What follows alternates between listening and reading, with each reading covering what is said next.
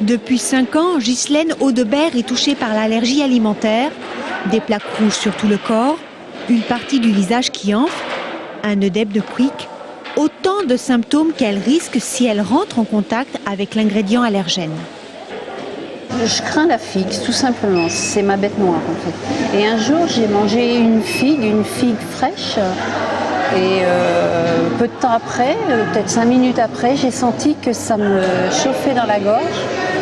Et vraiment, ça me grattait. Peut-être un quart d'heure après, je commençais j'ai l'impression que je me transformais, en fait. Les personnes les plus touchées sont les enfants. Environ 5% d'entre eux souffrent d'une allergie alimentaire. Les aliments les plus fréquemment en cause sont le lait de vache, l'œuf ou encore l'arachide. Pas facile donc de laisser son enfant à la cantine. On sait qu'il y a des enfants qui doivent apporter leur repas quand même, mais qui malgré tout, par peur justement, sont obligés de manger à l'extérieur donc de la cantine, par exemple à l'infirmerie.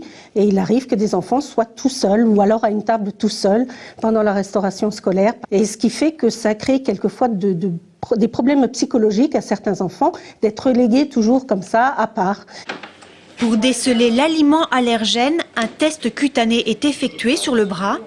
Quelques gouttes sont posées. 20 minutes plus tard, l'allergologue peut lire les résultats. Un test nécessaire pour identifier les aliments.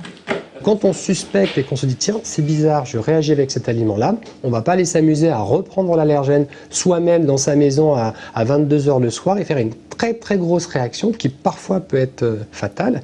Il faut à mon avis contacter un spécialiste pour faire le point là-dessus. Il ne faut pas rigoler avec les allergies alimentaires.